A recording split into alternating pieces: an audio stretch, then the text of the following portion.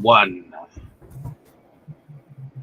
Hello, ladies and gentlemen, and welcome to another exciting episode of, what is our theme for this month? Do we know? Fall free for all.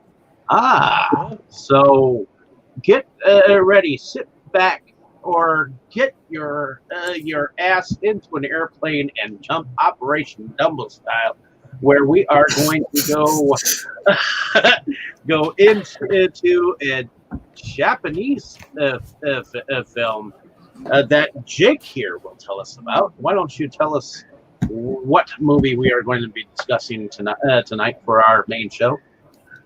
Yes, we will be discussing a little old film from 2000 that you may or may not have heard of. It's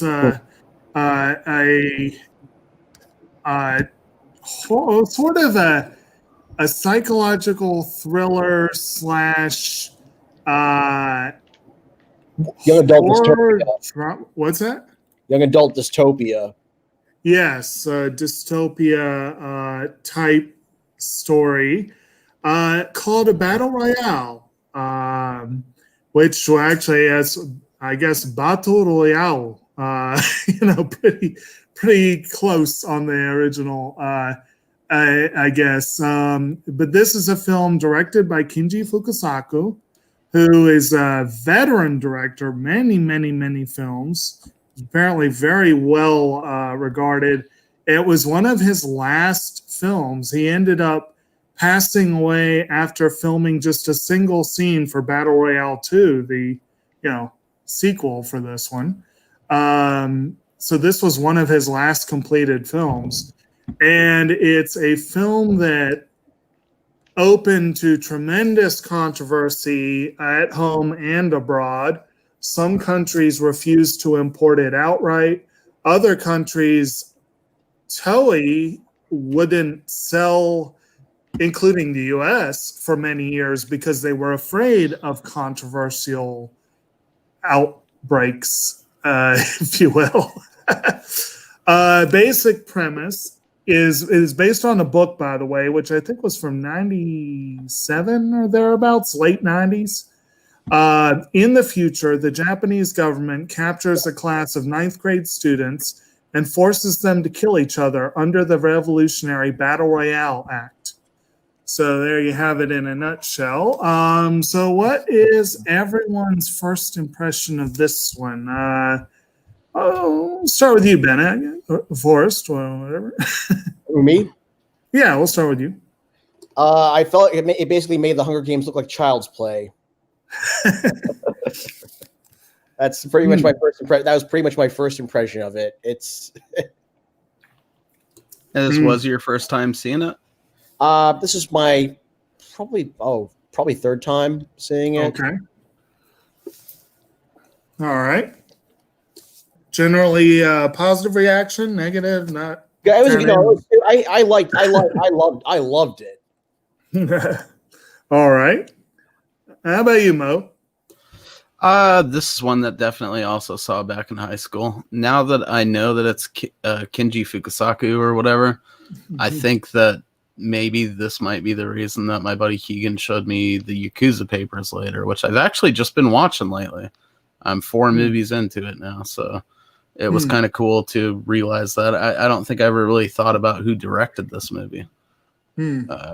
Definitely probably seen it maybe 1 or 2 times more than Forrest over the years, but I've had it for many years in the collection. So that's why I was stoked that it, made the list so that I had a reason to pull it out. But comparing it to Fukasaku's earlier work, I can definitely see some like Yakuza Papers influence in this, especially where it pauses after everyone dies and like lists their name and their number and stuff. There's a very similar thing that happens throughout his Yakuza movies where they list the date and the name of the person that died, So there's some cool similarities there that I picked up on this viewing of it that I didn't before. If that was intentional on my buddy Keegan's part, though, good for him, man. All right. How about you, Dave? Also loved it. Oh, good deal. Dave? Dave's not here, man. Well, then how about you, Brandon? Well, it's definitely not my first time. I remember getting a hold of like an old copy of this at there was a store. I don't know if you remember it or if you were actually even went to it. It was over at the old mall, and it was a martial arts movie, action movie store. Sold a lot of bootlegs. Didn't they just call amazing. themselves? Didn't they call themselves martial arts flicks or something like that? Yeah, something like that. And it was really cool, but it was like just a bunch of bootleg DVDs and Blu-rays. I wasn't as familiar with ones that were done quite as well as that at the time, so I wasn't. I didn't know, and then I ran into it for the first time there because I remember seeing that and going, "Ooh, that looks cool. I wonder what that's about." And then watching it and just going, "Oh my god, what's up with that shit?" Right. Definitely did not have our own dedicated store, but like the Korean markets over here is where you would buy stuff like that, like bootlegs or crazy kung fu box sets. This was an interesting store. Like you said, it was a lot of bootlegs, but it was like their main focuses were martial arts and blaxploitation. They also had some other random stuff, a little bit of anime, that kind of stuff. But it was an interesting place. It was also where I saw the first Evangelion re-movie as well, because I had gotten a bootleg of that, because I thought it was the live-action Evangelion movie, which I still want to see, by the way. Right. But it's all right. Okay. Well, I guess. Go ahead. I guess I had not seen this when it came out, but I had heard about the controversy when it did. I'd seen a lot of people have bootlegs of this film, and then I finally came across the Battle Royale complete collection not too recently on DVD, and I had to pick it up. It was it was $10. I couldn't resist.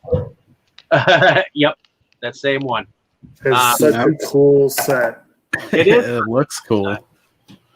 I still just have like a pretty sure a bootleg of the first movie. There's like errors in the friggin' captions. Because it's in a bin somewhere, I didn't pull it out. It's actually on Amazon Prime at the moment, so I watched it that way today. So and I didn't get to finish it because whatever. But I saw most of it, so I get the gist of it. But I actually, from what I saw of it, I thought it was batshit crazy. I mean, you don't get to see this section in Hunger Games at all. Or well, was it Bakshi crazy? But I can definitely see where a lot. I mean, this came out. Did this come out before Saw? Yeah, 4 years before Saw did. Yeah. So this after this, I mean, it's like suddenly everyone was playing games and getting shot at and had to survive from each other. So that was that crazy phase where like every film was similar to each other. So well, didn't this come out even before the Hunger Games novels? So this did, yes. But when I come up, I'll talk a little bit on this too. But yeah, this did predate a lot of that stuff, but it wasn't necessarily the direct progenitor of most of them. I mean, no, the Hunting Humans thing's been around since like Most Dangerous Game, and then you got. I've got Go ahead. Lord of the Flies element, kind of Lord of the Flies element to it. Even the running, a little bit, yeah. Even the Running Man was something similar. So, but there was a couple boss fights in this. So, yeah. But I guess the idea behind this film is that their children are unmanageable. Right. So in the book, it's actually fairly told to you that the adults have actually created this society called the Battle Royale program. Right. So Yeah.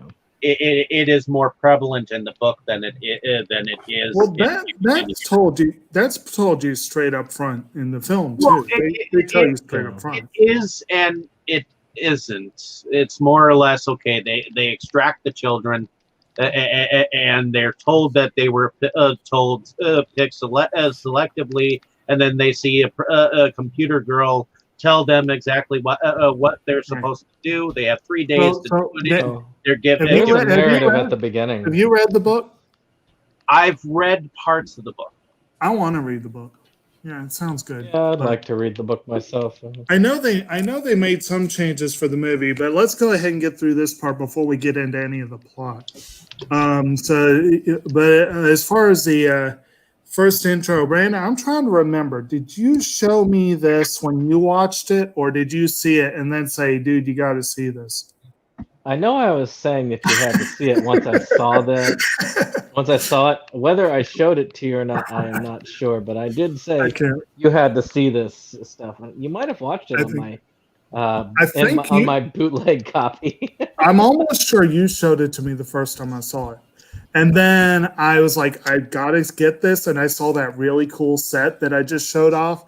I was like, I gotta get that. And I eventually did. A movie stopped, God rest her soul. I did get that. And I've seen it. I'm sure I saw it when I got it.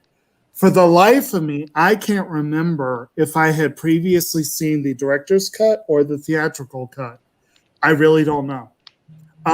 This time around, I managed to sneak out just enough time to watch both. And let me tell you, there's not a lot of difference. There are a couple of key differences, but overall, there's not much difference. So that's mostly a gimmick I've noticed with like modern horror, whatever you want to call them, like splatter movies. They always, for a while, would try to sell you on like the unrated cut with a theatrical cut or a director's cut, and it's like, dude, they're the same thing. There's like a part at the end of The Strangers where the kids show up. That's it. There's like little kids that come and find them, and the lady's not dead, and that's the unrated cut. And it's like, what the fuck was the point of this? You've watched the same movie twice, Well, in this one, there's one scene that's actually rather key when it comes to a particular character that was added in the director's cut.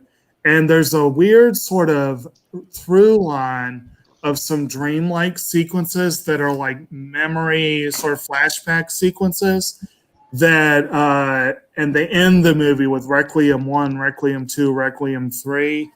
That was added in the director's cut. But anyway, I do want to say I was looking through Fukasaku's filmography. I have seen one other film that he co-directed. The Oscar, if I remember correctly, Oscar-winning film Tora. He actually directed the Japanese sequences of that. Wasn't it supposed to be Kurosawa? I think it was supposed to be. Kurosawa, and then he pulled out. Yeah. So that was looking. And it's worth noting with this movie. It's worth noting with this movie too that it is one of those Japanese movies that I remember once it finally got like exposure over here, it kind of blew up for a bit, a lot like Suicide Club did. Well, like in horror circles, you know what I mean? So you saw a lot of people at Comic-Con with like the Battle Royale logo T-shirt where it's like over the one shoulder, and I would always be noticing that and just smiling for a while. Oh, it's a great logo. It really is a great logo. I do want to say a couple things about that real quick, and then we'll launch into the rest of it. But one is that Anchor Bay release, again, Toei blocked an American release. They didn't really block it. They just made it prohibitive. Like no one wanted to shill out to do it because Toei had been advised that if they released it in America, it would probably cause problems for them. So they held it for 10 years before Anchor Bay finally met their price and released it. Oh yeah, that was like year 2000, post Columbine. Like they thought we were gonna play Grand Theft Auto and kill ourselves every other minute or something. Exactly. Yes, and then apparently a prelude to that. This may hit a little home for you, Mo. Apparently, before Anchor Bay got hold of it, Arrow did a limited, very limited print run. Why, anyway. Oh, there's another great Gamera connection that I'll come to when I get to it. But at any rate, and the other big notable one, this one was one that I think I had probably heard of before Brandon had even gotten hold of it. And there were two reasons why. We've already kind of alluded to one, and that is the long-standing belief that Suzanne Collins ripped the movie off for the Hunger Games, which is probably not entirely true, but I'm sure she was influenced. Yeah, it's not entirely untrue either, man. She at least was familiar with us and was like, I could do that, but okay. And I have read the Hunger Games books. It's better, for sure. I want to read them. You know, I do want. I have them sitting over there to be read. Nice. You know, yeah. I got that box set where they were like all the hardcovers in there. Right. And the other thing that is talking about people who were influenced with it.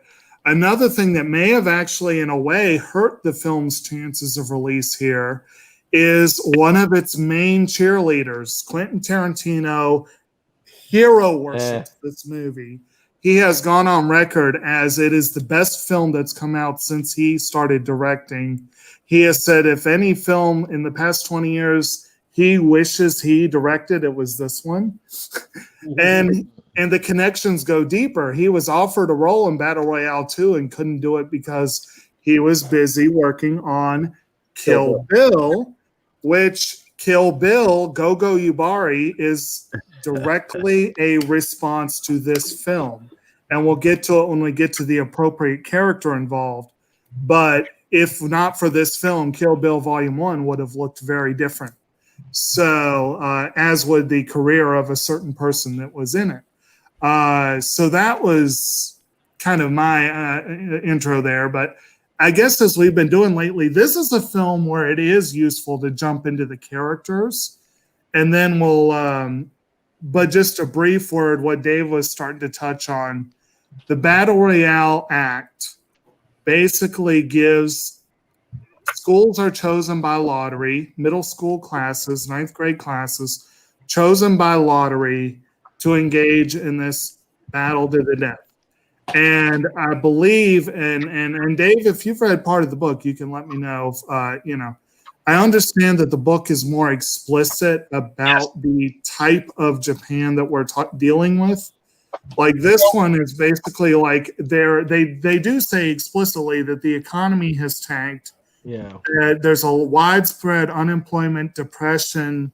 Kids just are not behaving. They just don't care anymore. Well, I think that was true at a certain point there in the early millennium, late 90s, because I feel like I've been reading about kaiju movies and Yakuza stuff and different things. Like I've heard of a couple Japanese recessions mentioned. Obviously, none of us are Japanese, so we're not like impacted by that, so we don't remember them, but they happened. And also a running theme in a lot of, I feel like, especially stuff like Suicide Club, from what I remember. Just there was a whole run of Japanese movies that basically the whole focus of them was how fucking horrible Japanese school children can be. And then when we think back through like anime and stuff, there's some examples of that too. Albeit played off with a different tone a lot of the time, but definitely Japanese school kids seem like school kids anywhere, but they're Japanese. So they have that whole like different honorific like shame part of their culture that makes it more intense when they're being like horrible bullies at school or something. I feel like the cast of this, from what I've seen from Japanese movies of the time, represents Japanese school kids pretty well. Like there's that total psychopath and like the normal cliques and again groups. We'll get to the characters here in a moment, but Dave, were you trying to say something? It seemed like you were. Yeah, I was. Sorry, bud. Battle Royale, the program, is the essential modern day feudal Japan political thing where they've just had enough of how rowdy their kids are, so they decided to they'd had enough of it to teach them a lesson, to teach them how to survive. And it's kind of got the whole concept of, well, if you kill only a few, and have one survive, that person will be able to teach the next generation how to. Yeah. Oh, Yeah. And you know, they not to go all West Wing on you guys right now, but a lot of this is like definitely parallels to actual modern Japanese legal system and politics. It's like if you mixed it with the feudal Japanese like sense of life and how maybe cheap it was. But definitely they have like hostage justice in Japan. I just learned this the other day. Like if we went there and got drunk and like committed a crime, it doesn't matter what it is, you go to jail for 23 days before you even get to see a lawyer. That's how it works in Japan. So you very much need to be like abreast of their laws, or they will throw you into some type of like messed up battle royale situation without your consent, you know. Probably not quite that extreme, but dude, they interrogate you daily, and you're subjected to a lot of abuse by crazy ass Japanese like actual prisoners that did real crime, you know.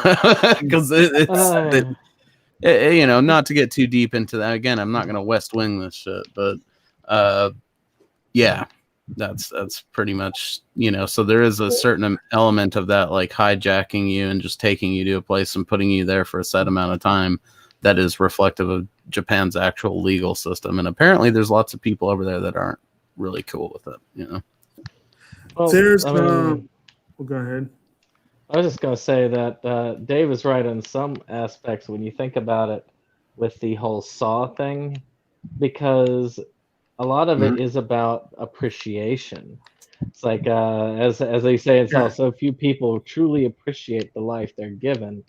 Right. And I'm going to make, and this law helps the one survivor truly appreciate, supposedly. Theoretically. Yeah, and the film starts with a scene that shoots that in the foot, because they show the media circus around the one survivor of the previous year's battle royale, and you zoom in on her face and you're like, oh my god, I'm gonna have nightmares now. It's like, this is not someone who has learned valuable life lessons. This is someone that we hope to God never becomes a reality to a celebrity and then use that. Dude, I mean, even like a good third of our main cast of kids are total proper fucking psychos. Well, and again, we'll get to those, and just actually, I think we've established most of the base. We'll get into the characters. I want to start with the actual proper members of the class.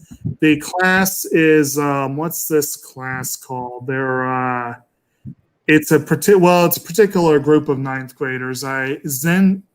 Is it Zensuji? Is this Zensuji Middle School? That was the previous one. I can't remember this class's name, but anyway, so they are the putative heroes, if you will, the central characters. You're pretty much looking at Shuya Nanahara, who's played by Tatsuya Fujiwara, and Noriko Nakagawa, who's played by Aki Maeda.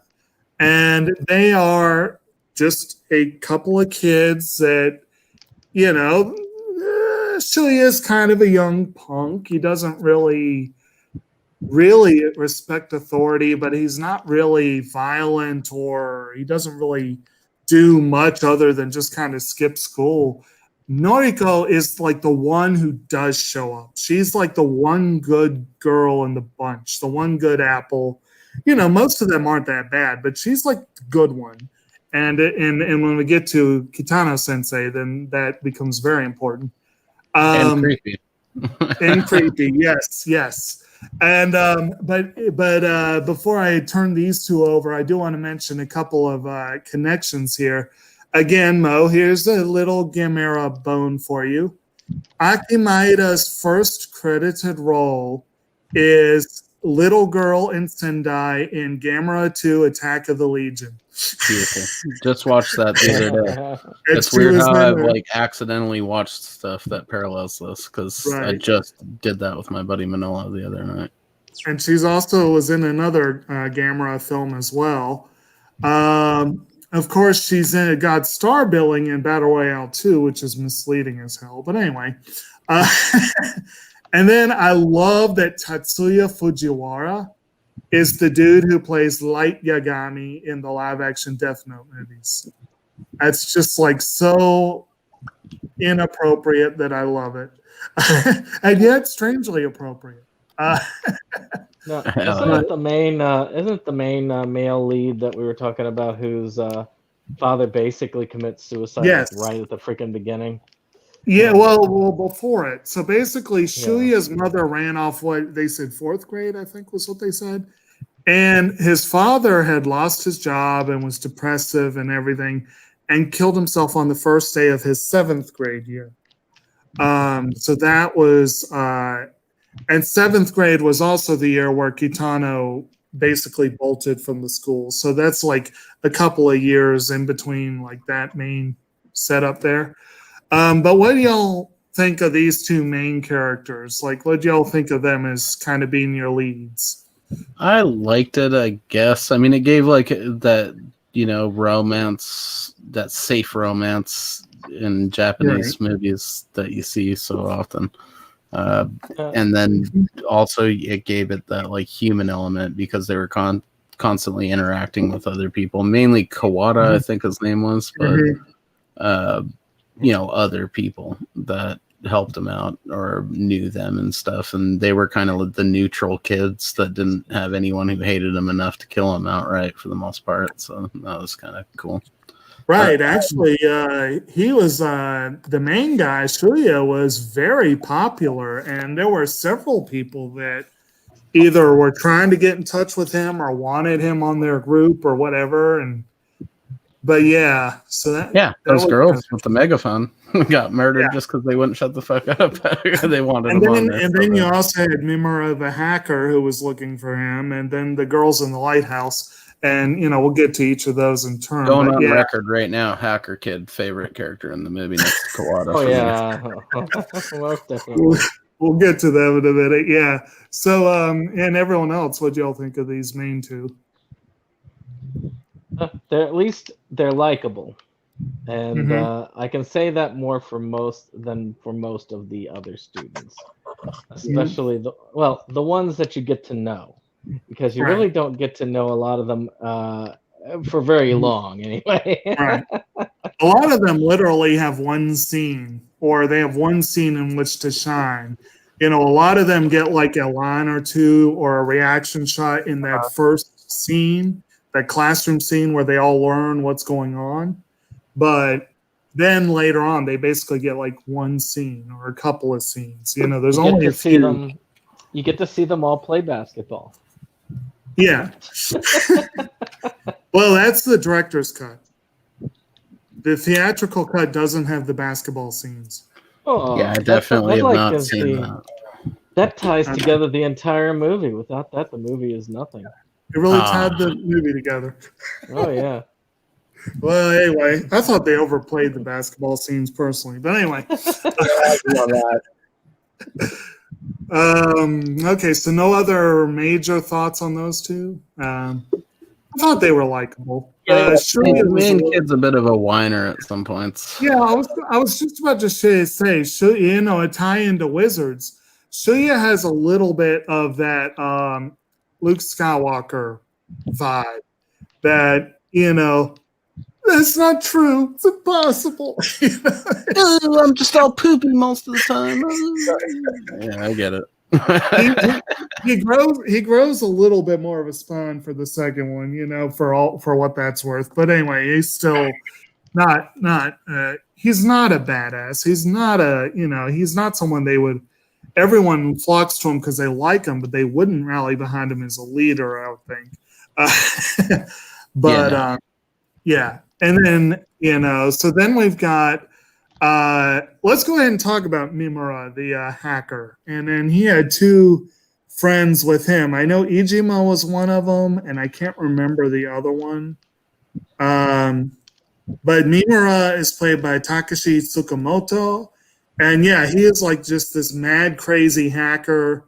He has these two friends with him, and he kind of sets them about looking for, because apparently he has a relative who was a revolutionary.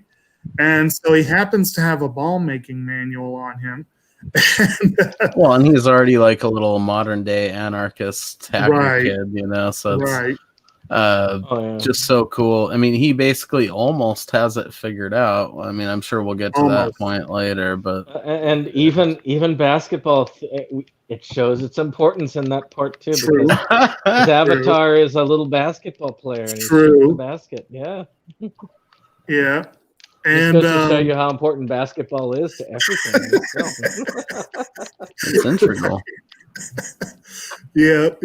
And so, and the other guys, again, they're just kind of there for window dressing. They don't really, I didn't think they have much personality, but if y'all disagree, then, feel free to. No, I mean, there's body count characters, and then there's the actual characters of the movie. There's several body count characters, though, that are there for like a minute just to get. Right.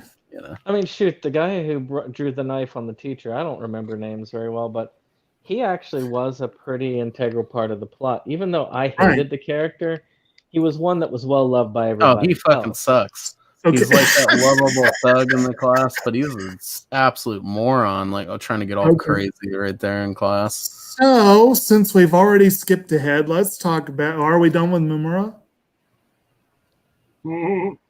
Okay, if we're done with Mimura, then I think Brandon's talking about Yoshitoki Kuninobu, who is played by Yukihiro Katani. He is Nanahara's best bud. They're like old chums.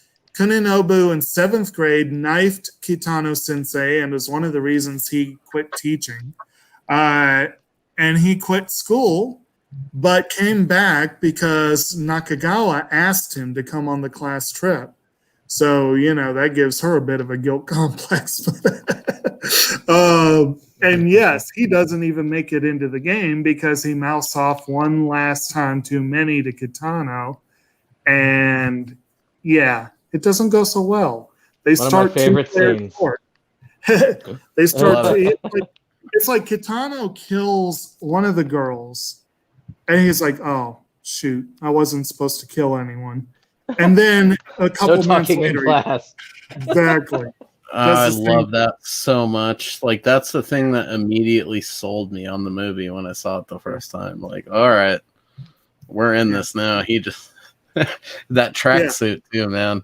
Like, I don't know why that kid thought that he could flex on him on that day of all days. He comes in there all casual in like a boss tracksuit. He's not playing. Right. I'm pretty sure Japanese teachers don't wear that into the classroom. Like I said, there's no other actor that sells the movie other than him. I mean, he sells it. Oh, eating those cookies? We'll get to that too, I'm sure. Yeah, we'll get to that when we get what was I going to say real quick though? Shoot, I've forgotten. Anyway, so any more on Kuninobu? No, he pretty much just dies because and again, he does have some importance because of his relationships to the main characters. And another fairly minor character along those lines is Megumi Eto, who's played by Sayaka Ikeda. She's the one who takes a picture of the three of them on the bus. And they're all, she's clearly very close friends with Noriko. And one of the, little sob moments is when they hear her name come over the loudspeaker. And Noriko's like, but we'll get to her death here in a moment. But that was a character I thought at least deserved mention. Character-wise, overall, I mean, just to maybe truncate it a bit, I think that it's a bit of an overwhelming cast of characters because it's like 40 kids after the initial two get killed, plus our boy beat Takashi or whatever. So there's a lot of people in the goddamn movie, but I think they do a good job of introducing you to the kids quick. I think that the overall, like, that element of it is what makes it fun, is their different little friendships and cliques and the different strategies the kids have. I'd wager though some of that, the Japanese way that it's all portrayed might be somewhat of something that maybe Dustin didn't like about it, you know. It could be. I don't know. I could be wrong, and if he's listening, you know, he could correct me if he. I got the impression that he pretty much hates everything remotely connected with Tarantino for some reason. I don't know. I could be wrong, but he didn't make this. So. No, but he is, like I said, he's his biggest American cheerleader for this movie. Which actually one of the ones I definitely want to make sure that we give a shout out to is the character Takako Chigusa, who's played by Chiaki Kuriyama. She is the other track-suited character in this film. And I still say our boy Beat did it better, baby. Yeah, but he wasn't as sexy. But I beg to differ, sir. There's something about a weathered Japanese man in a tracksuit that just gets my blood going. All right, maybe it's all the Yakuza movies I've been watching lately, but I like it a lot. But apparently, but anyway, so Chigusa gets one line in that opening scene, and then she disappears. And kind of like Mark Hamill in Wizards, one of the best-known members of the cast shows up halfway through the movie for just a short period. But it's a good scene. And it was an impressive scene because it's the scene that got her the role as Gogo Yubari in Kill Bill Volume 1. And without that scene, she has actually become a moderately well-known actress in America. It wouldn't happen without this movie. And she did. She knocked it out of the park. She's got that look about her, dude. At that, especially when she gets cut and she's about to come out, like she's almost got that like Mako Kaji, Lady Snowblood, like fierceness. I have to admit, she encounters two individuals in her scene, and one of them is three individuals. One shows up as she's dying, is the boy she loves. Nita. Oh man, what she does to Nita! That was one of the most painful moments in the whole film. Yes. And then there's her encounter. Chicken. Yeah, jeez. I'm going to hold off on the other one for just one moment because I want to give a shout out to the Lighthouse Girls. They were an interesting group. Yukie in particular was a fun character, but I got to give them a shout out because of this scene involving them.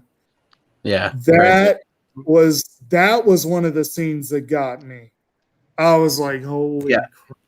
Dude, that's next level shit there. That whole stuff. Like the rest of it was pretty, I wouldn't say super predictable, but when it got to those girls, like, man, that girl that was messed up. And then the one last one I want to make sure I mention from the main class, because there were two ringers that we have to mention. But the last one from the main class is the girl, and I'm trying to remember her name. I feel, how am I forgetting her name? The psycho chick. She has her reasons for being as psycho as she does, but yeah. So her, what is her name? The psycho chick. Was it Kusaka? Well, anyway, so there was the one girl who, she's damaged, to put it mildly. She is damaged, and she goes around the movie stalking all the other characters, like, you know, pretty much like a hunter stalking prey, and just having a great time doing it. And she was the one that poor Megami ran into, and she She was an interesting character. Let's put it that way. That first scene with her with the flashlight, like immediately knew that it was a character, man, because that's sinister as shit. And we'll just call her Sickle Chick since we don't know her name. But Mitsuko Soma. There we go. There you go. But she is nuts. And there is a scene in the director's cut that really helps explain it. But in the original cut, that scene ain't there. Yeah, she's nuts. Psycho on the one that I saw. Yeah, Ko Shibasaki is the actress there. So I kind of like that she had more. That was one thing I did like about the director's cut was she had more of a story behind it. Because you already had a complete psychopath. You didn't need two. That, the one who just does it for the fun of it. And with Kinji Fukasaku, I would really like to see what he did with those deleted scenes because he is, if you've seen Yakuza Papers, he does a lot in very small amounts of time with characters. Right. Well, I actually think the director's cut did a good job with a lot of the stuff. Yeah. It gives you a little bit more background onto the characters. I feel like they're more represented. And I feel like with him as a director, I feel like I have more faith in those scenes actually being worthwhile than maybe a different director, if that makes sense. And like I said, that one scene definitely deserved to be in the final cut. And a couple of the, the basketball scenes and whatever, they were fine. They were okay. They did a little more than they needed to with those. Damn those basketball scenes. Brandon's over there like, he's on fire. NBA jamming it. But then the other psycho killer in the group is one of the ringers. There are these two ringers who are brought in. One is the previous winner from, I think, 3 years before. And then one, they kind of say, he's dismissively referred to as the one psycho who signed up for this or something like that. And that's Kazuo Kiriyama, who's played by Masanobu Ando. Who another interesting connection with Tarantino. He apparently was in Sukiyaki Western Django, completely crazy Takashi Miike film. Another point against Dustin for some reason not liking this movie. I don't know what's going on there, but this dude he goes around just slaughtering people for the hell of it. Yes. And it's one of the best bonus items in the game. And I will admit, one scene I enjoyed thoroughly was seeing the two hunters go up against each other.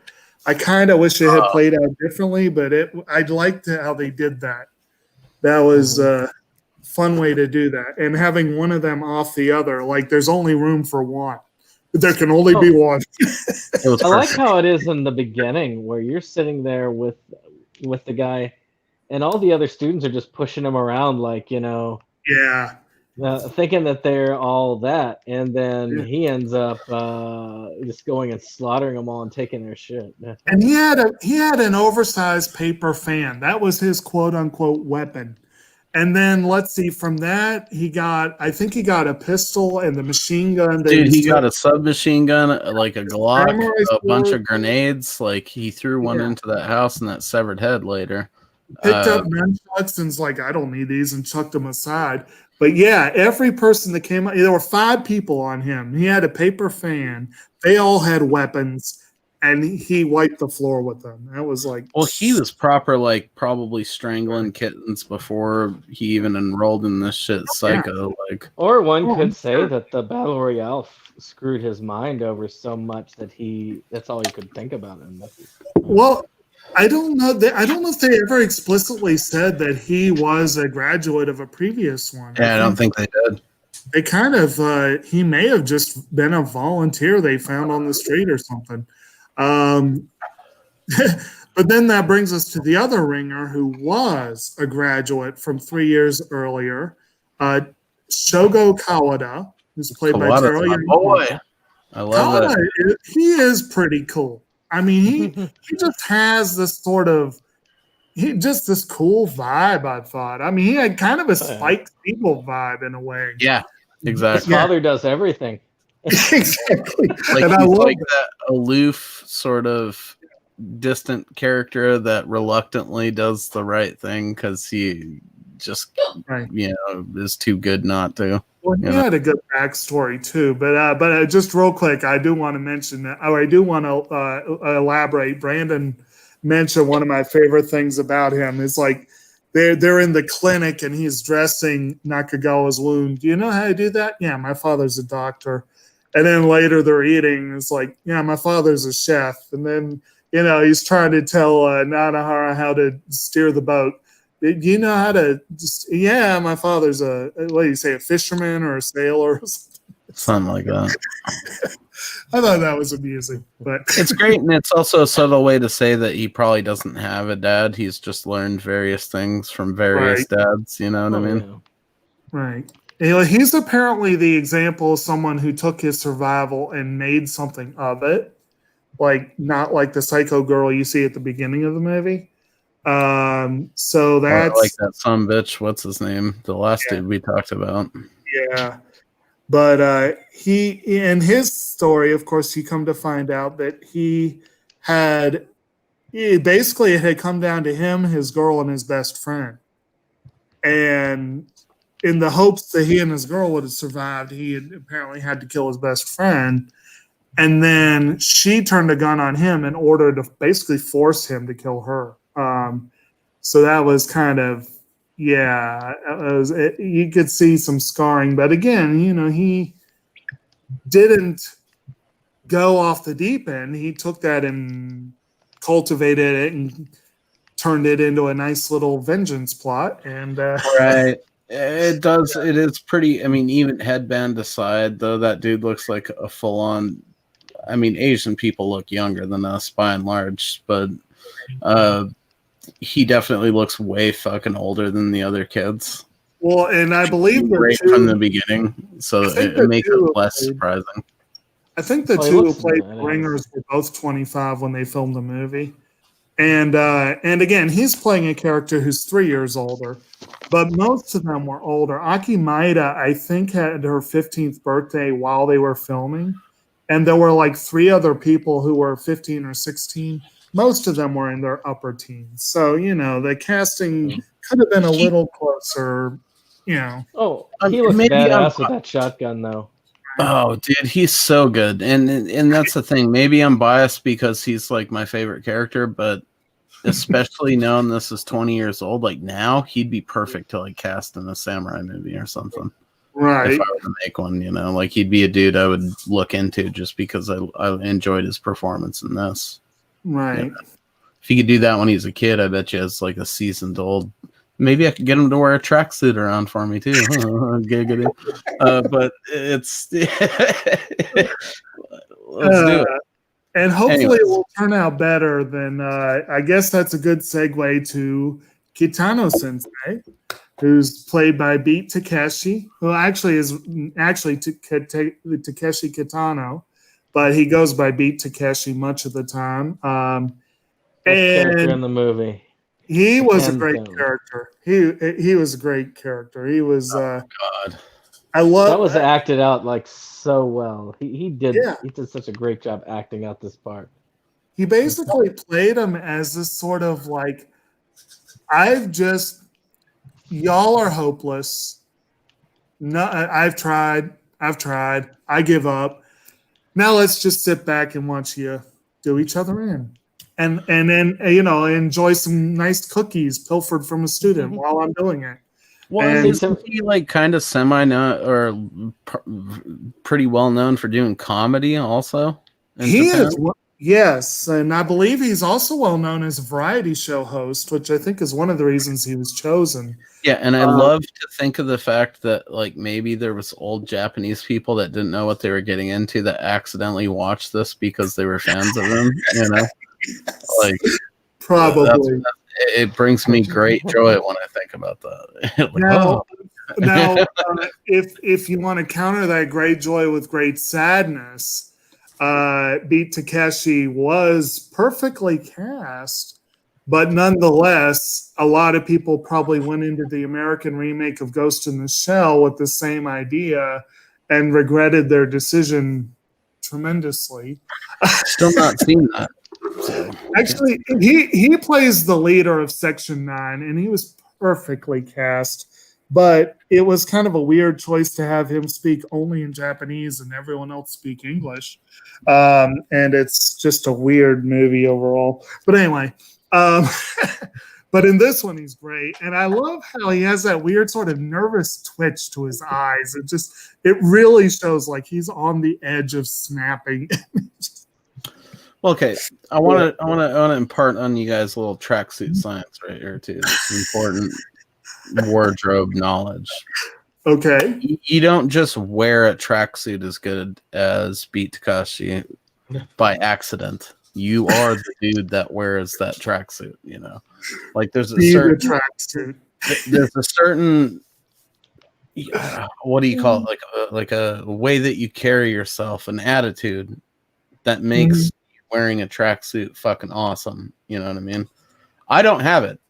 I wish I did. I wish I was laid back enough and like a chill savage enough to wear a tracksuit and make it look really cool.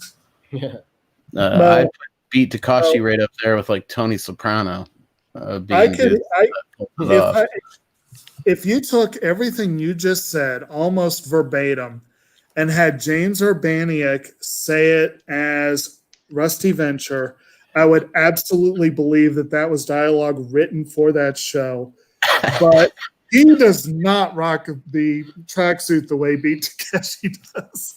No, you gotta have that attitude, man, and he has it. Like it's just something I'm increasingly fascinated with every time I watch the movie, and I just probably because of my envy of dudes that can wear tracksuits and look good in them.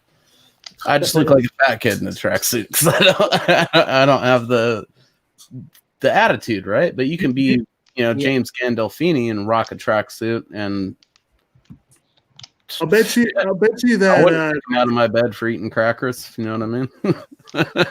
I'll bet you that cat I posted the picture of earlier could rock a tracksuit like that. Oh, for sure. That cat was probably born for a tracksuit. Oh man. But anyway, what was I going? So yeah, we've got Kitano, who's basically, again, he used to be the teacher for this class. Now, one thing, and Dave, again, maybe if you've read the book, maybe or much of the book, did they go into detail in the book on how he was able to finagle the role he has here? Which character? The teacher, Kitano. I don't remember that much of that part. I just remember the overall programming being the way it was. So I'm sorry about that. It's been a while since I started reading it. They don't really explain in the movie how an ex-teacher is able to command military forces for a class that was supposedly chosen by lottery. It does seem like maybe he greased some palms somewhere or something. It's kind of hard to say from the movie, but whatever the case, does it feel that way because he has such total control, or does it? Maybe they just picked a teacher that was old and seasoned like him, that had taught a lot of fucked up kids. You know what I mean? My guess is that there's a volunteer basis of like a teacher for these children. He probably had volunteered it, and I wonder about like how much of it was like a nominating a class and how much of it was really random. Like, and again, I did rewatch the second movie to prepare for this. It's not important. It's not as good as this one. Yeah. But in that one, Kitano's daughter happens to be in the class that's involved. And her mission is to kill Nanahara, and she accepts it with bloodthirsty glee. And I wondered then, was she able to submit her class in a nominating process or something? But it was kind of, and I absolutely love that the daughter is played by Ai Maeda, the sister of Aki, who's actually 10 years older, strangely enough. Ai Maeda would go on as well to have a Kill Bill connection. She voices the young O-Ren in the anime sequence of Kill Bill. And she voices Kino in Kino's Journey, which is a phenomenal role. So the Maeda sisters, definitely, I liked seeing them on there. Anyone else have any more on just character discussion before we really get into the plot? Well, again, I think plot will probably be like quick to bang through because it's just right in your face. But character is what this movie is all about. When it comes to generally the cast was pretty good. I thought all the kids did a good job. If I had to throw out like quick side character, that fat kid that dies at the very beginning, like I liked his spirit. I like to think that would have been me had I been selected for this. I would have went out a warrior, god damn it, even though I was like the second confirmed kill. That other girl has I would have liked to have gone a little better than that.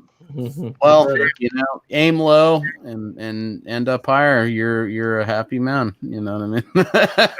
That is true. That is true. Yeah. So yeah, the first death you see is when he gets the crossbow, and he ends up shooting a girl right through the neck, and she comes wandering up to Shuya like, "What's the way going she walks. on?" And then she like collapses in front of him, and you see another arrow come down.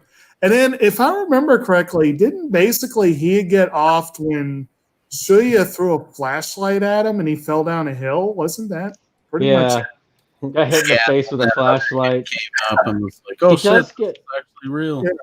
He gets disarmed, but he doesn't get killed at that point. Right. He gets killed a little bit later, but not much later. And he's just. He gets picked off by Psycho Dude, doesn't he? No, he gets killed by that random kid that's like obsessed with the yellow tracksuit girl. Mm-hmm. Oh, him. Okay. Yeah, because he picks up the crossbow at the end, and really and truly, that's when they're more confused. Because when they get that explanation from the teacher, they're all just getting used to this concept of I've got to kill all of my friends. Yeah, and he comes up all friendly, right? And I really got no choice in the matter, do I? Right. So, yeah, it just it's a very disconcerting thing because none of these kids want to do it. They're obviously not very tuned into society as delinquents. So none of them a lot of them don't even know what that law is. Because they don't care. They are delinquents, a lot of them are. So most of them are like, whatever, I don't care what adults want to do. And actually, Kitano writes that on the board. He writes it up, and he's like, "Do y'all know what this is?" And everyone just looks at him blankly, and he's like, you see him facepalm. He doesn't really do it, but you see it. Well, the dialogue of the female characters end up straying backwards to school chatter of, well, she has a crush on you, kind of a thing. Later on, and wasn't it just like 10 minutes before they were told to kill each other? Well, yeah, but you don't forget that in 10 minutes when it's something like a relationship. Like if I went to school with you for 5 years, dude, I'm not gonna like just kill you right away. I'd probably wait later, Well, why don't we explain exactly the rules of the game because we kind of skirted around it, but it's. 100 people and a lot. Well, the traditional battle royale of 100, and only one can live, and they've got to kill each other. But they're also wearing these collars that enforce the rules. By basically you try too much to overthrow things, we blow it up and basically cave your neck in. If you take longer than 3 days to kill everybody, we kill you all. If you go out of bounds, we kill you all. If you go outside of our safe zones that we put you we kill you all. So, or we just kill those that are outside the safe zone. Well, it's also got a microphone in it, so they can hear everything that you're saying. And no, it's definitely not 100. They start with 42, but only 40 of them make it out of the class. So they're, but they do. I'm thinking 100 is Battle Royale as it's been traditionally like thrown out afterwards. Well, specifically here, we've got the the class of 40, which seems to be kind of a traditional size for this. And and we got to mention that wonderful training video that they have. That was so good. The lady, I love that so much. She makes the whole thing, and again, something. I mean, I don't know about the Tarantino thing, but something that I could see could turn somebody like maybe a Dustin off, or somebody that's not going into this expecting that sort of anime to it, you know. From what I understand, that's fairly typical of that sort of thing. The movie shows a little bit the tendency towards slight overacting, which I think we may have discussed in the kaiju month. For instructional videos, that's more of a Japanese thing overall. That's what I'm saying. Like the movies themselves, the overacting is there. It's usually slight, but it's there. But when they get into stuff like promotional videos, PSAs, variety shows, things like that, they go way over the top sometimes. So that girl, truly is. And it also just the contrasting the things that she says with the things that she's doing and the reality of the situation. It actually, I think, enhances that whole thing. Oh, yeah. It's like where she picks up the axe and then she's like, someone got lucky. Hey Mo, the training girl, the voice, the training girl. She was the voice of Ritsuko Inu in Those Who Hunt Elves. Hell yes. That makes me want to compare them now because I love that anime so much. I don't know if it's a basic bitch or what. But it was also Asuka Langley Shikanami in Evangeline. Films. So I don't know if that means anything to you guys. Yes, Asuka Langley Soryu is a very, very well-known character. I know who she is, but I can't tell you. But anyway, what is she? I can't speak. Credited as. That's what I'm trying to say. What is she credited as? Training video girl. There we go. Yeah, Yuko Miyamura. Yeah, makes sense. But yeah, this is a. It makes it very dark at the same time as being comical. You know what I mean? So it adds a good thing to it because there is some of that throughout the movie. So it sets that up good too. That little bit of like dark humor, I guess, to the movie as it plays out. She also voices Chun-Li in several of the Street Fighter games. I just was thinking that she'd make a good Chun-Li. Yeah, so, very cool. Sense. But anywho, so basically, the game starts, and we've talked about some of the first ones. She's kind of hold up. She is kind of dressed like Cammy from Street Fighter. Now that I think about it, did she voice that character at all? A little bit. Oh no, she didn't voice Cammy, but might be a slight nod to it. Yeah, it might be. And then what was it that she says something like "fight clean and with gusto"? Yeah, there is. Now that I'm thinking about this, I think there's quite a bit of Street Fighter intentionally put into that part. Yeah, it probably is. It wouldn't surprise me in the slightest. And I wonder if the neck collars were a nod to. It reminds me so much of the net bombs of the Suicide Squad. So I wonder if that's an accident or not. But at any rate, because I believe the New 52 preceded this, and that's I think when they introduced the neck collars or neck bombs for them. But I don't know. Anyway, I haven't read anything to that effect. Let's put it that way. But during that first night, you have those first two killed off pretty quickly. You have two sets of suicides. And then you have the first scene where we find out that Psycho Girl is indeed a Psycho Girl, where she kills off Megami. And I think there was one other early one. But at any rate, after this, people kind of like gets sickled. That's the one of the early deaths. The stun gun girl. Yeah, that was the Megami. Yeah, and I think that was her first kill. Was that chick? Yeah, and again, also some of the weapons, like the Psycho Girl, she gets a sickle, which that's a nasty thing if you know how to use it. Yeah. Same thing with stun gun, but both of them are definitely close quarters weapons. A lot of people got guns. Like I said, the one Psycho dude starts with a paper fan, but he eventually picks up an Uzi, and that's like his big thing from then on. Well, and I think it says something at the beginning about it compensating for physical weaknesses, you know?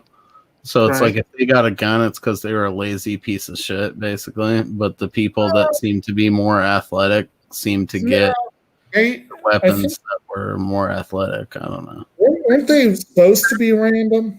I don't know, but maybe there is. Like he says. I like how the guy goes. That's not my bag. Yeah. At the beginning, he's like he grabs the other one. That's like he's like he knows how to play the game. Yeah, Kawada gets his own. He chooses. Yeah, like someone like Noriko starts with binoculars. Nanahara starts with a pot lid, and which he was more defensive. She was more inquisitive. I mean, he did end up using that lid. It did end up saving his life. Yeah, so it seems like it was well thought out. And then you had the one dude who had like he was like. You might be right. They may have been assigned bags. They don't make that clear in the movie. But the one dude had the homing device, and he was the one who was going around trying to find everybody. So that hardly a weapon, but it's useful for defense, no doubt. Well, it's his weapon to cut through it. Like he managed to avoid getting murdered for a while. Yeah. Yeah. The I believe. Oh, yeah, he ends up getting... I guess we can go ahead and say that was kind of a sad little moment there. He ends up... I think Kotohiki was the girl that he was in love with, and he had been looking for her. He ends up finding her, and she's scared. She is scared out of her mind. Ends up gunning him down in cold blood because she's afraid he's going to attack her. And then he's just like, run away. The gunshots will bring them. And sure enough, this is the scene where the two predators converge and have their face off. But yeah, that was that was a rough scene too, because that messed with her. She was like, but he was the one who was running around like, yeah, Mimura, he's looking for you, Nanahara, or something, and vice versa. That sort of, and I think he wasn't. The hackers might have broke their fucking generator, like they were dropping it down the stairs when he first showed up, and and he helped them out, and he was just in time, and you've got the that was kind of. I mean, they were holed up in that one place where they had the generator and the computers and all the the ready access to supplies and all that stuff, and they sat put for most of the movie doing their thing, and so you've got the another scene we definitely got. I guess we are skipping around. If anyone wants a more linear approach, we can do that, or we can just. Well, I mean, basically, so the plot is 40 kids on an island. They got to kill each other. Really. The end, until there's one person left, or until a time limit that kills them all. So basically, you do have this thing where Nakagawa and Nanahara have basically teamed up with Kawada. Kawada had spared them. He had spared them earlier. They all witnessed 2 girls get gunned down by Crazy Dude because they were too stupid and broadcast to the whole island where they were. And he ran off, but they ended up running into him later at the clinic because Nakagawa had an arm wound and she, I guess, got feverish and passed out.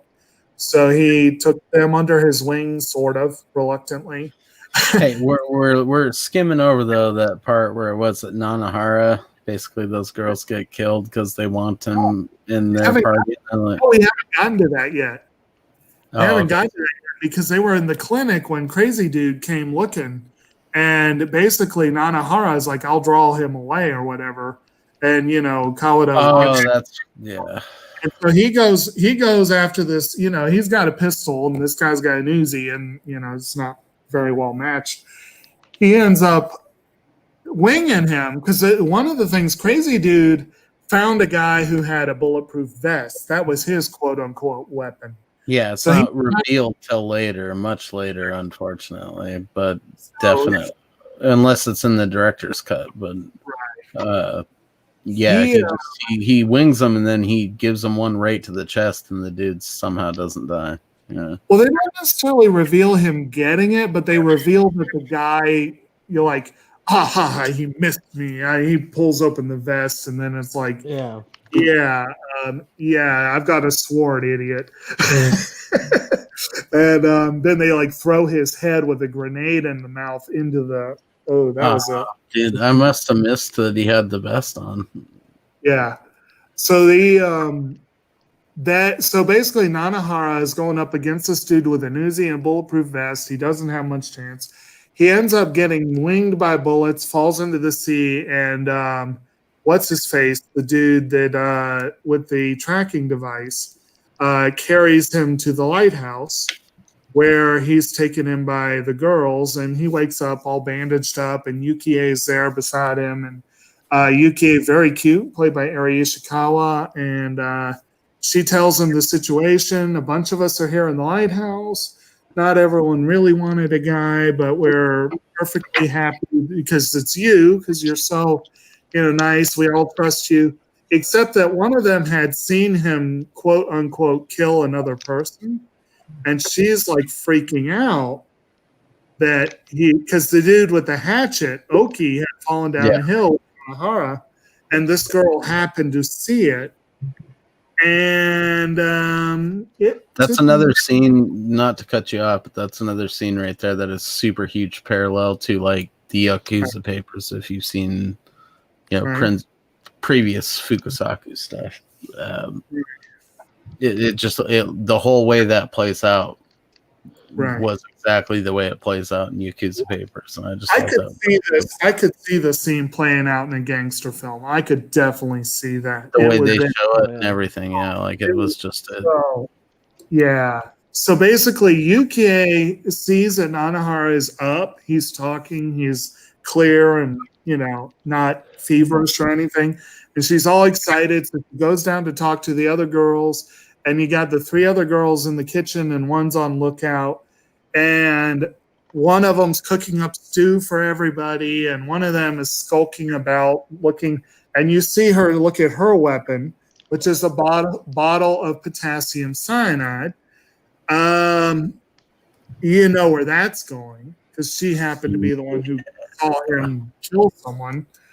And, and then the girl comes down from lighthouse duties and grabs the bowl of stew that this girl was getting ready to take to Nanahara.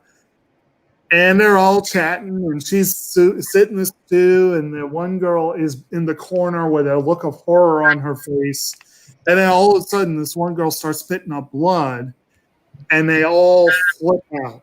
They all flip out and grab guns, and everyone goes down except for the girl who triggered the whole thing. Yeah, it goes all type of like, what is it, Reservoir Dogs? Yeah.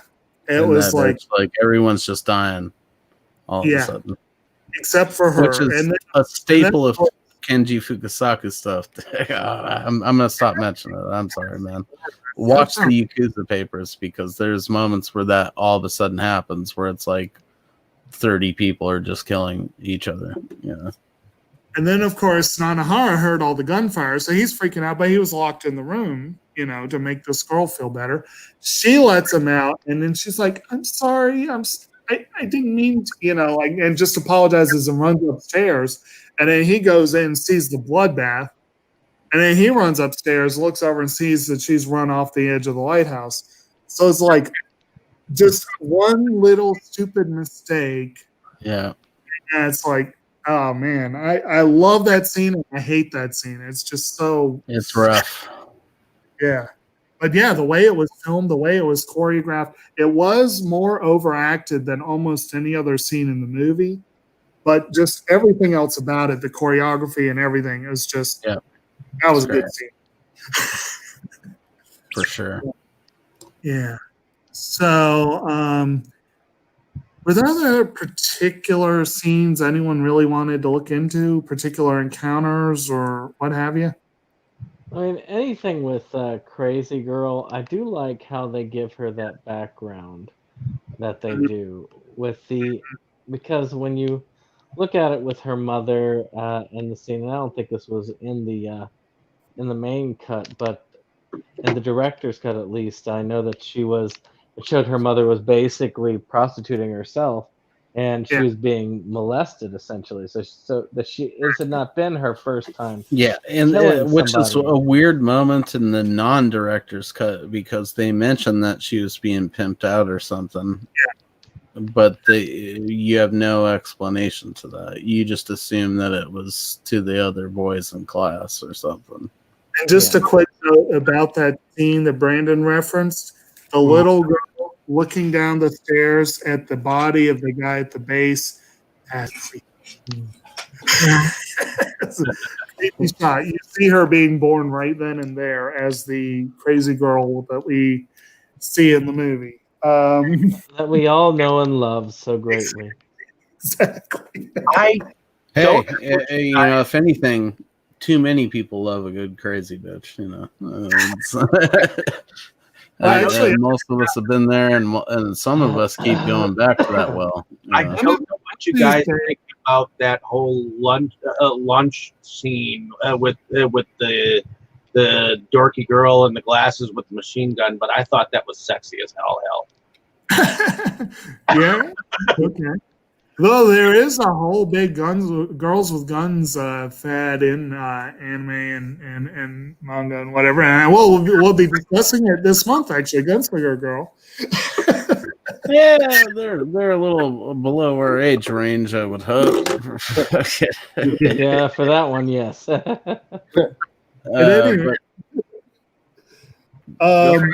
What was I going to say? I don't know. What was I going to say? Well, you're talking about we all love a crazy girl. I have actually, one of these days I'll stop talking about my stories and actually get them written and published. But I have a character that I specifically created because I was like, I'd like to have a psycho bitch. Right. And that was the and you'd appreciate that. She has the ability to make people hallucinate. Yeah, so that would be a fun one. Sociopaths with the ability to make people see things. It's fun. So I do want to mention a little bit more on the scene where the two hunters go up against each other. Basically, they go at it, and it's a nice little tussle. But unfortunately, Kiriyama eventually manages basically to subdue her with her own sickle, if I remember correctly. And then, of course, he guns her down because he guns everyone down. But that was kind of anticlimactic for her. But like I said, it's kind of, you could kind of think of it as maybe it was a nod to Highlander. There could only be one. Now, speaking of scenes there, we cannot discount the scenes that involve the hackers. Oh, no. Yes. They set it up to where, they were pretty awesome. It's just like in Wet Hot American Summer, the nerds are the ones that can save the day. Well, Mimura was the only one. Mimura was the only one who realized that the mic was in the collar, and that definitely helped them out a lot. And they actually deactivated the mics through their hacking. Right. Well, not the mics themselves, but deactivated the collars, which played into They later. deactivated it all. And if they hadn't been like killed by one of the crazy motherfuckers, they would have actually survived. caused some major damage. At least they might have survived and totally dismantled the whole program from the inside out. Made it impossible for them to do it. Because they were ready to ram that school right down there. Well, it also seems like the kind of thing that if it was released to the world, like public outcry might make it stop. They did have one fatal flaw though, which our boy Takeshi did find, which is he just walks over the wall and unplugs the system and puts it back in. He's like, I don't know if it necessarily would have worked that way, but it was amusing. Hey, if you work in computers, first thing you do is restart, Exactly. Yeah. And it's like, if everything's already fried, what are you going to lose, right? Yeah. Control Alt Delete that shit. Exactly. But and actually, you do have that scene where where they're getting ready to lay waste to everything, and one of them's like, I saw movement over there. Oh, it's probably Nanahara. Hey, Nanahara! Stupid. That dude gets shot down because no, it was not Nanahara. It was the other dude, Kiriyama. And he kills two of them, and Mimura's like, okay, shoot, my number's up. So he goes around and makes sure with his last moment that he blows up that thing. And he manages to blind Kiriyama, which is kind of cool. And it leads to some pretty cool imagery with him coming out of the fire with those dead eyes. Yes. It's like, that was kind of creepy and cool all at once. For sure. Yeah. And then the main three had been converging on that spot too. And Kawada finally takes out Kiriyama, and then there were three. And actually, director's cut at the end, does it actually show what happens when he supposedly fires on them, or because in the regular cut it just skips right to them being like, okay, mission over? Well, you mean no, it doesn't show that. That is a fake out for the audience as well, I suppose. Yeah. So I guess that'll be the next main thing. But let's see, is there anything else that? Oh yeah, we kind of skipped over Track Girl. Her scene was great. I didn't. We kind of alluded to earlier that one dude had a excruciating death. He kind of deserved it, but still, it was painful to watch. She boned him like a chicken, pretty much. She went for the crotch and then just continued down the sternum. I can see how Tarantino was impressed by her, because it's like, this dude's got a crossbow on her. He's like, I could take you right now. Well, dude, like I said, she has that like Mako Kaji intensity, I think. Well, she looks right at him. She's like, "Are you going to use that? Because if you're not serious, then I'm going to come at you with everything I got." She gives him every opportunity, and he finally flips out and pulls the trigger, but he shakes and just grazes her cheek, and then she's like, "You damaged my face." It's great, dude. Yeah, and it's like, I love Kuriyama. She is a great actress. I wish she'd get more American work, but I can definitely see how she got chosen for Kill Bill, and it makes me want to see that again. Strangely enough, one of her other American roles was a Steven Seagal movie no one ever heard of, so I'll have to track that down one of these days. Direct-to-video movies, or was it? Probably. I think it's called Into the Sun. Yeah, that was one of his direct-to-video movies. Yeah, but yeah, so that was interesting. The oh, she's in Library Wars. I need to see that. It was a good manga. But anyway, yeah, but she has a nice little, she gets to go all crazy on his ass and then gets killed by Psycho Girl, unfortunately. And then goes, has a nice little scene where the guy that she was interested in, that she really liked, comes up and finds her just in time for her to die in his arms, basically. Yeah. But nice little scene. Oh, I forgot. She was in a ghost story called Last Quarter that I actually have. I want to put that forward one of these months. That was a good little movie. But anyway, so that then you got, what I think, Mo, you referenced, the Kawada goes, well, I told you guys not to trust anyone, didn't I? And then, you go to command center and you hear gunfire, and it sounds like Nanahara Nakagawa bit it. Oh, no, we do need to mention the scene before that where they're reunited, because that was a weird, creepy scene, because there's rain and Nakagawa goes looking for Nanahara. He has left the lighthouse. She's been chilling with Kawada. It's pouring down rain. She's like, I'm going to go meet him. Kawada goes running after her. Like, we're near a danger zone. She runs into Crazy Girl. But before Crazy Girl can act, she gets this deer in headlights look and runs away, and you turn around, and it's Kitano Sensei holding a pink umbrella. And he's just standing there just looking like, either creepy or imposing, however you want to look at it. And, Nanahara shows up and collapses, and Nakagawa goes and runs over to him. And Kitano Sensei just comes over, hands her the umbrella, and then just walks off. And it's like, he has a weird fascination with her. And then you find at the very end that painting. Yeah, it was interesting. God. Yeah.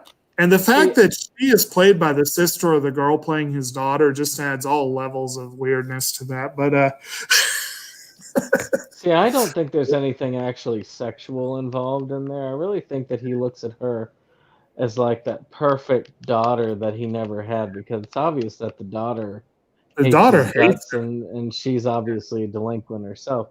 So I think it's more of this is the daughter I wish I had. Yeah. It's probably more. It's probably more that than the other, but it's kind of. Of course, this is Japan. You never know. Yeah. I didn't really get a pervy vibe from it. I got more of like just a generally creepy vibe from it. More sad than anything. I mean, he's very sad, and it really comes out in his interactions with her. But that was like, I think he even gives her like a brief word of encouragement too. It reminded me a lot of the Toolbox Murders, which the 70s one or whatever, the early 80s one. I reviewed it. Check it out on my channel. Well, he obviously wanted her to win. Yeah. I mean, he looked at her as like, you're the only good person here. I want you to win. Right. And then, so he thinks that he doesn't necessarily think that they've been killed. He thinks there might be more to it. But he wants to be there at the end. He wants it to end on his terms. So he dismisses the military. And this is where I'm saying he must have some power. He must have greased the right palms or something to be able to say, game over, everyone go home. So he's clearly not along for the ride if he has the ability to do that. So I found that kind of interesting. Yeah. Yeah. But then Kawada kind of limps into there because he's injured pretty notably at this point. He kind of limps in there.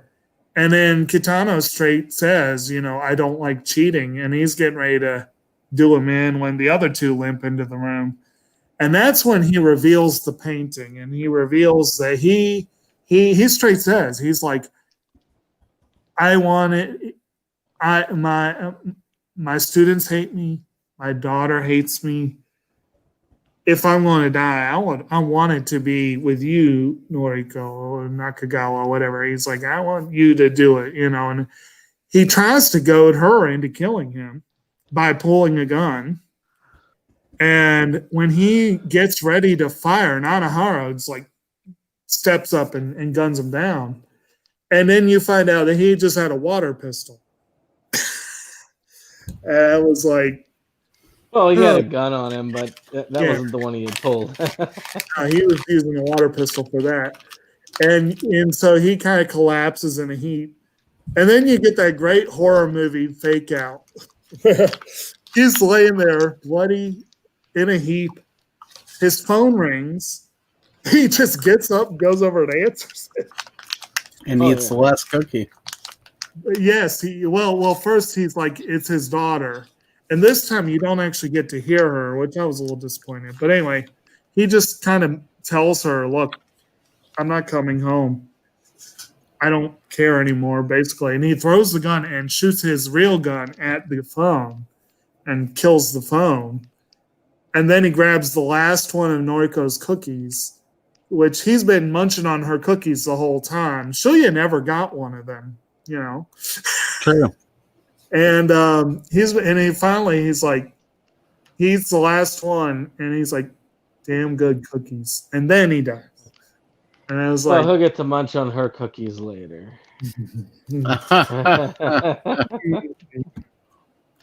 Yes, and that's where we get to the part that really deserved the 15 plus rating.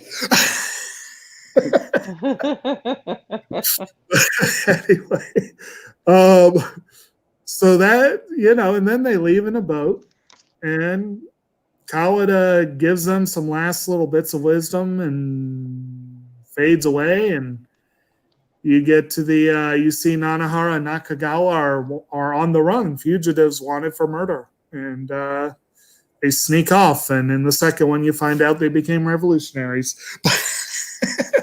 But so that's pretty much the plot. Anyone else have more beats on the plot that we want to hit, or we kind of got through that whole thing? I think I got yeah, it's pretty straightforward, the whole idea of it. It's more of one of those things that the fun of it is watching the idea play out. Exactly. In terms of... It's all in the execution, as it were. Yeah, exactly. In terms of different audiences, I could see how there's like people that wouldn't get why they spend so much time on the kids or their relationships or whatever. I could see people maybe being bummed this wasn't like a straight body count movie. See, it is, but it isn't. I mean, like there's a lot of kids that get killed in ways that they maybe weren't. If you just found out about this as a novice at the time, I could see. This is the kind of movie I put in if I want a little of the old ultraviolence. I don't care for straight body count, blood, guts, and gore, as we know on this channel. This movie actually, for the body count, has shockingly little gore.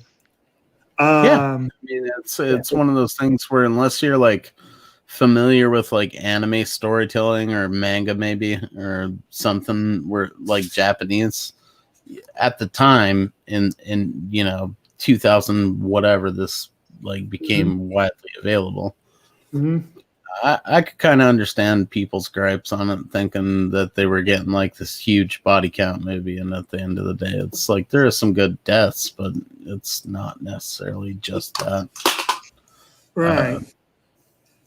It kind of is. And then, this will make more sense when we get into the music, I'm sure. But I kind of joked earlier that I kind of joked on our message feed that this was the, if Kubrick and Tarantino had a scruffy Japanese love child, it would be this movie. Yeah. But you could also see shades of Agatha Christie and Then There Were None, because that's definitely kind of, you could see a little bit of that vibe, but with the Kubrick, definitely shades of Clockwork Orange, and definitely the music.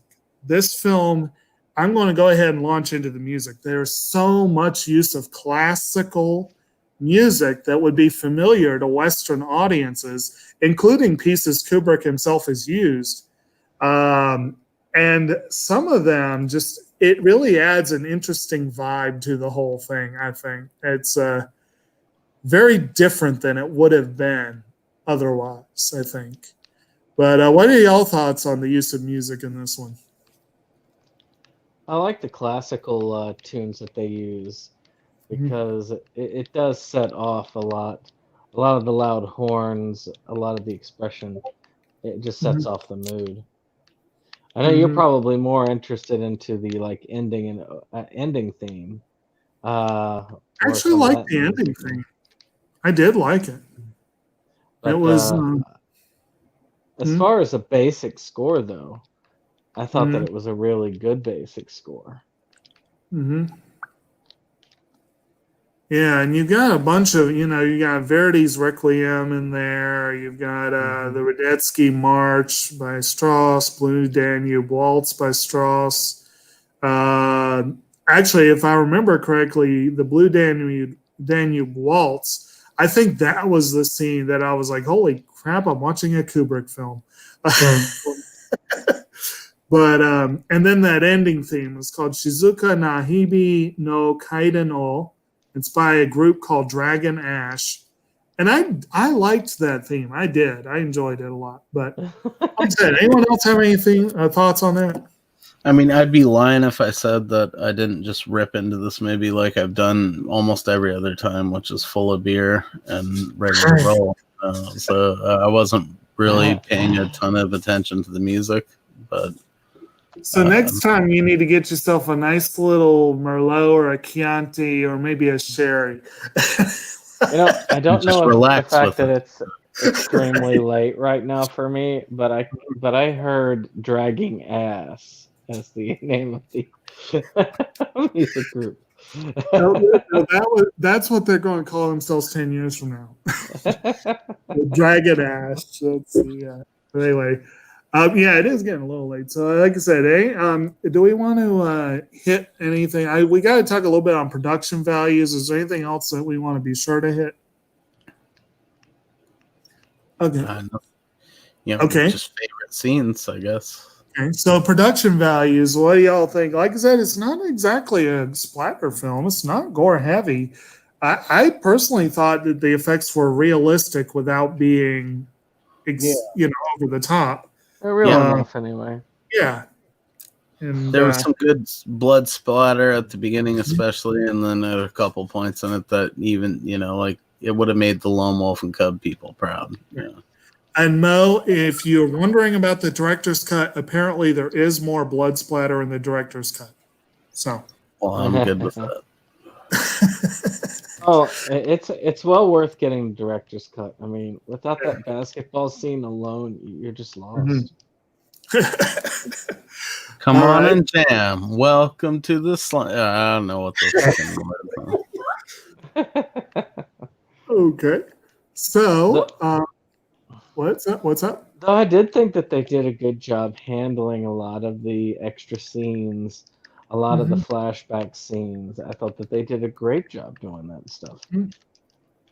I mean, it transitioned well and it fit well into the movie. As far as incorporating anything extra in, they did an excellent job.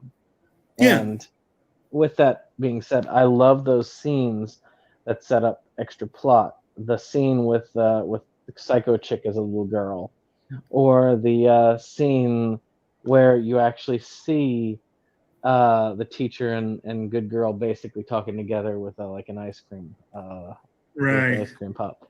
It's just these are great scenes of transition. I think that a lot of production is not always based on the gore, but just how they transition from scene to scene and how well they do. So we've got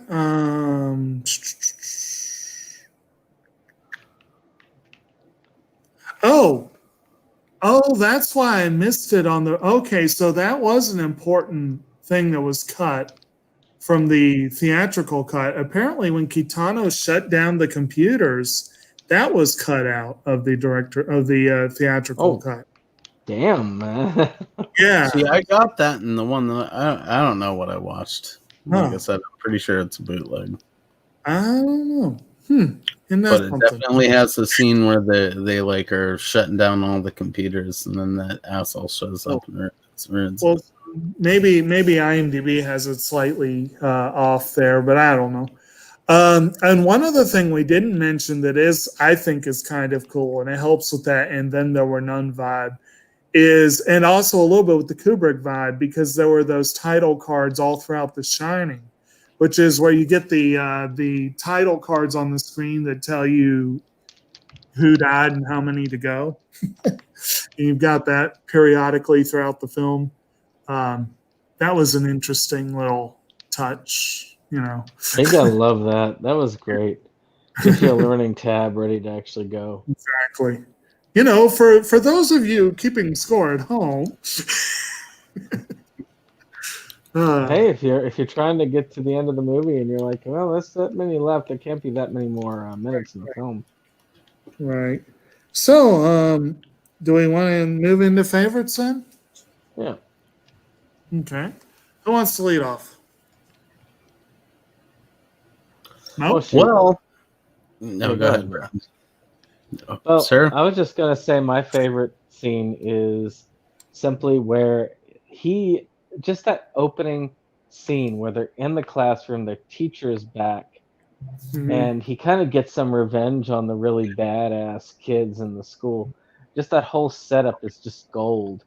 Where he like takes the knife and basically slashes him on the backside, like he had gotten him then. It's just to me, it's just the Schadenfreude as an entire scene. And it probably triggered a little bit of PTSD for you, right? With the teacher throwing chalk at a student. Yeah. They didn't throw a knife at me though. I would agree. Right. There was the scene. I mean, before that, he did throw the chalk at a girl. That is true. He did give her a warning at first. Don't talk. So. Yeah. And you gotta give Kitano marks for his marksmanship with a blade. I mean, that was impressive. I would have to say that my favorite scene was where Shuya was he had evidently just woken up, and one of the girls was talking to him, and that whole lunch scene. I don't know. No, I just loved that whole. I loved the look of the girl in the glasses as she held that machine gun. I mean, there was just something about it where she got up on the table and was like, "All right, you mothers," Yeah. Which one of you did it? I think mine probably be. I don't know, maybe that scene as well. Just because of how crazy it all turns out, and then with the later, like her walking off the lighthouse, and it's just nuts. Yeah, I think that's like the peak insanity of the movie, right there. Is that whole thing? So, all right. How about you, Forrest? I would have to agree. Definitely the opening classroom scene. Especially because of mainly for Takeshi Kitano, I love him. He's great. So I am never good at picking favorites. They're not usually good. I agree with both of those. The lighthouse scene was probably one of the most effective, just holy crap moments in the whole movie. And I love the opening sequence, especially that instructional video. Yes, that was great. It was kind of like very Paul Verhoeven-esque, if you ask me. Right. Like that's very satirical, dystopian, like very dystopian, but very satirical too. Man, now I'm seeing that girl in a Showgirls knockoff. That's, but anyway, and I have to also give a shout out again. I love Chiaki Kuriyama. She did not get much time in here, but that whole scene with her and that one dude before she went all hard candy on his junk, which became probably the hardest scene to watch. The scene. I remember that fucking movie, Hard Candy. God damn you, Jake. That was a painful one too. Oh my god. I hadn't thought about that in a couple of years. Thanks for that. I bought that at Walmart just because.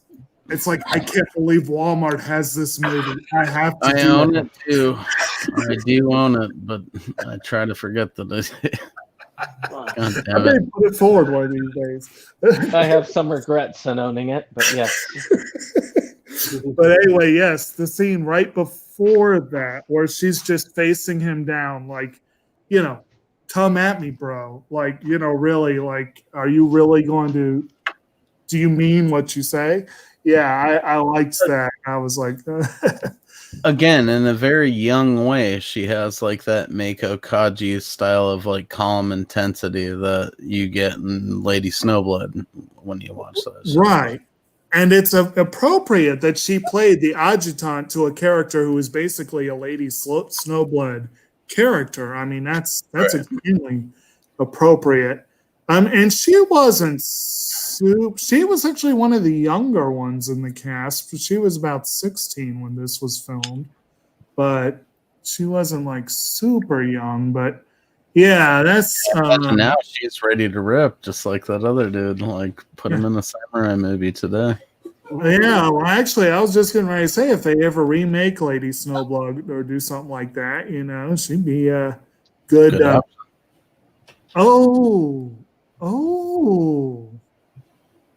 So never mind.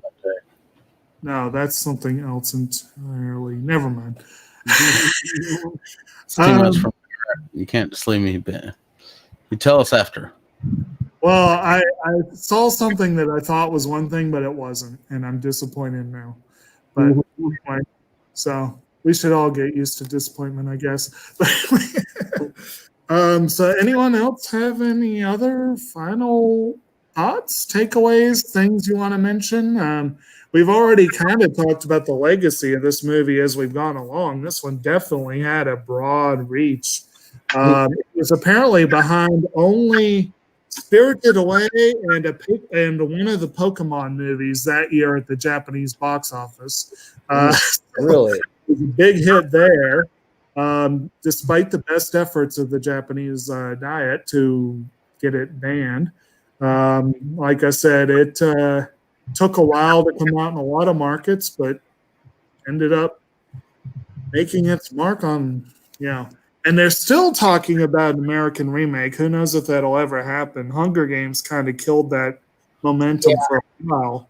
Let's hope it just kills it dead for good. We don't need an American remake. If anything, give us a Japanese remake. Right. Well, they could do, if they do it well, that's always a big if. But I feel like audiences were kind of over teen dystopia stories a couple of years ago after like 2017 or 2016 or so. Yeah. Which weirdly now it's more relevant, but yeah, pretty much was the end of that stuff. It feels like 2017. Yeah. Some stuff came out in 2018 with not really. I feel like audiences were over that stuff by then. So, well, that's kind of why Divergent petered out, unfortunately. Which kind of that was unfortunate. I still haven't seen it, but I would have liked to have seen a complete series. And the Maze Runner was kind of in that same vibe. There are a lot of series that have not yet been turned into movies that came out that were along those lines too. There were a lot of them. But and again, other versions of bleak, nihilistic worldviews. I mentioned the main dude played Light in the Death Note movies. I mean, geez, that was a different take on that. But I wonder what Light would have thought of this particular class. That would have been interesting. But anyway, I guess shall we go ahead and start our outros? Okay. Yeah, sure. Why not? Okay. So, who's starting? Mo? Sure. I just did a bunch of stuff. I did some, pickup reviews. I did some kaiju reviews, and I did a collab with Brandon. So check that shit out on my channel, Drunken Master Studios. Good times. All right, Forrest. Well, lately I've been doing commentaries with another web show called Under the Radar, based here in Long Island, New York. So far, we've done at least with me, we've done commentaries for Batman Returns and Aliens. Nice. Nice. That's good way to start out. Right. Love both those movies. Okay, so Brandon? Septum Sin of Septum Sin versus the World. We do various things related to physical media. I am quite optimistic with the restoration of where we're filming. I just need to make sure I can dig up the camera now, and we should be able to start filming legit content next week, though I do hope to try and get things together well enough to at least get started on something. As far as other things that I do for Inside Movies Galore, of course, I help work with the content, and we have some fun stuff coming up.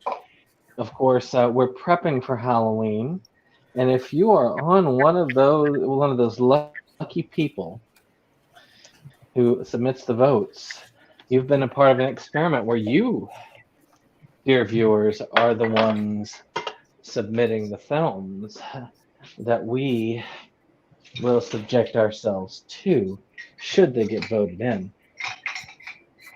The submission process has passed, of course, so we're going to be taking various polls so that by next week we'll have a final look at as to what that final poll will be for our October filming pleasure.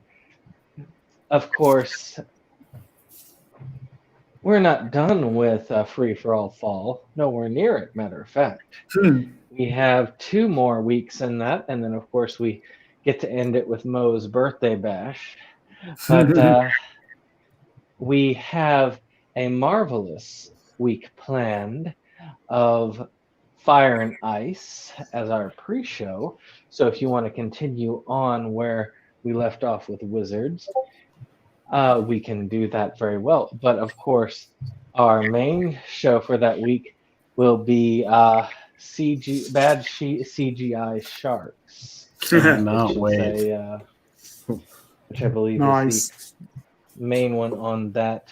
I at least to my knowledge at this time. So it's those 2 big Dustin ones. will be happy with that for sure. We're going to have, and of course, the last week we're going to have Goonies paired with yet another film, which I do not remember at the top of my head. So we've got some fun stuff coming up.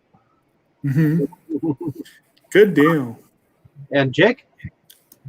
Okay, well, I'm Kotobuki Jake. I am the co-host of Septum Sin versus the World, and haven't been doing so much with that lately, but once we get the studio back up and running, that'll be nice.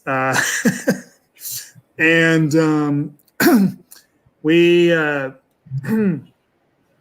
and I pretty much have been just too darn busy to even think about my own channel lately. It exists. It will be looked at eventually. But it's, and actually I have some things boiling in the pot, simmering in the pot, that eventually will hopefully yield a really cool channel down the road. But anyway, for the meantime, I am also a movie fan, collector, reviewer, what have you. I enjoy hanging out with all you fun folks here. I've been itching to do this movie on the channel for some time and was surprised that we didn't get more of a turnout. I really was hoping we'd get Dane on this one with his Kubrick leanings. I think that could have, but then again, we probably saved a half hour, so that might be a good thing. But it's, but still, we love you, Dane. You've got good insights. We do. But I am glad we finally got to cover this, and it's a fun movie. It's not the kind you would usually associate with my filmography, but whatever. I was proud of you, Jake. God damn it! I was like, yes, my boy. He's over there bringing the splatter. Oh, that's great. All right, Dave. Alrighty, my name is David Strege, and I am one of the founding fathers of Inside Movies Galore. So thank you for those of you who have come along with me and shared in this discussional journey with me. Started out at boredom, and we've been continuing throughout the years. And I hope to have some very cool discussions down the way. I never get tired of talking with you guys. So thank you. We're definitely going to have some very cool discussions and animations coming up. So that's a kind of interesting segue into some other territories. So, as it is, I haven't written anything on my blog in a while, which I haven't mentioned in some time. At one point in time, I used to write for my own blog called Movies Galore Milwaukee, which I resurrected for one review, just for the sake of trying to see if I could still write. So, Vampire Lestat on WordPress. Check yeah. I used to do a lot of written stuff, and when I first met Brandon, it's just I got into YouTube stuff. So, well, it's hard to sit and just sit for hours and one finger type, and I'm not a regular typer. So, both of us did pen and paper. Well, not pen and paper, but typed up reviews when we first started working. I've thought about it, man, because there's like, I don't know that I necessarily capture my initial thoughts on a movie all the time with my reviews, because there's things to get lost when you don't start. I'm not good at that. What was my initial start when I first got into reviewing? And I got tired of, and I swear my hand started to hurt a lot. So, but I got into the YouTube stuff because it's a lot easier. And since I'd written up the first anthology that this director had done, I decided, you know what, I'll go old school and write one up. So there is a review that I posted on the Inside Movies Galore page if you want to check it out. And he quoted me on his website just recently, so that's quite cool. So, but in any case, definitely check out that review if you can. And I've got some other reviews that I did a week ago. Check those out. And I'm gearing up to do another video update video, since I've got plenty to go on about. So definitely looking forward to next week, ladies and gentlemen. Thank you for listening. Have a great day, evening, and morning, and do not try this game at home. No. Or do.